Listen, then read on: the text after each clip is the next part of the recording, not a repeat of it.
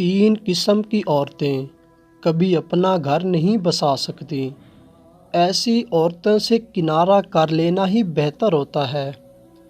Number 1، جھوٹی عورت۔ جھوٹی عورت کبھی بھی اپنا گھر نہیں بسا سکتی، کیونکہ جھوٹ بول بول کر وہ سب کی نظروں میں اپنا مقام کھو دیتی ہے۔ اس کے اپنے سچے رشتے بھی اسے سوالیہ نظروں سے دیکھنے لگتے ہیں۔ جھوٹ کی بنیاد پر بنائے ہوئے رشتے سچ کی ایک معمولی سی چوٹ سے ٹوٹ جاتے ہیں۔ نمبر 2، بغض رکھنے والی عورت۔ حضرت علی رضی اللہ تعالی عنہ نے فرمایا، ایک دوسرے سے بغض نہ رکھو، یہ خیر و برکت کے زوال کا باعث ہے۔ نمبر 3، دھوکہ دینے والی عورت۔ کبھی کبھی میٹھی گفتگو کر کے لوگ آپ کو عزت نہیں بلکہ دھوکہ دے رہے ہوتے ہیں۔ جو رشتے تمہیں تکلیف دیں گے ان سے دوری اختیار کر لو، وہ خود لوٹ آئیں گے، مگر اس وقت جب تمہارے دل سے اتر چکے ہوں گے، کیونکہ وہ تمہاری قدر سے نہیں بلکہ پچھتاوے سے لوٹتے ہیں۔ جس کی دی ہوئی تکلیف سے آج تم رو رہے ہو، وہ کل تمہارے پچھتاوے میں روئے گا۔ عورت خدا کی نعمت ہے۔ عورت اگر بیٹی ہے تو سراپائے رحمت، بیوی ہے تو شوہر کے نصف ایمان کی وارث، اور اگر ماں ہے تو قدموں تلے جنت ہے۔ عورت مرد کی عزت کا تاج ہے۔ عورت شرم و حیا کا مجسمہ ہے۔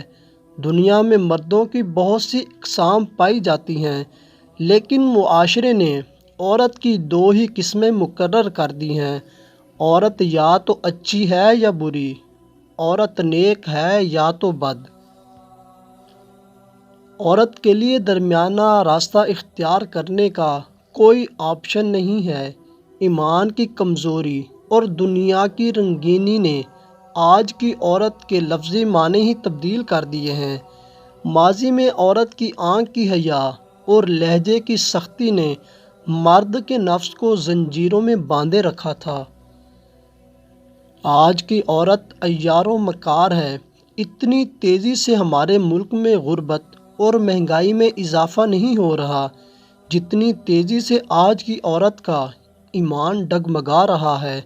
پہلی قسم کی عورت میں ایمانی جذبہ، کردار کی بلندی، دینداری اور خودداری ایسے تھی جیسے گھٹی میں گھول کر پلائی گئی ہو۔ یہ باعزت بیٹی، وفادار بہن، نیک و پرہیزگار بیوی اور پاکیزہ ماں ہے۔ حالات جیسے بھی ہوں، اس قسم کی عورت کے ایمان میں رائی کے دانے برابر بھی کمی نہیں آتی، بلکہ مشکل حالات ان کے ایمان کو اور پختہ کر جاتے ہیں۔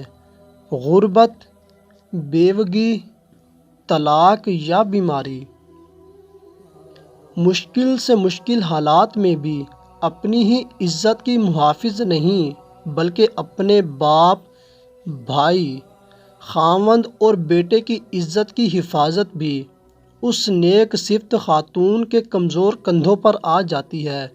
ایسی عورتیں مشکل حالات میں اپنے اندر مردانہ صلاحیتوں کو اجاگر کر کے زمانے کا مقابلہ کرتی ہیں۔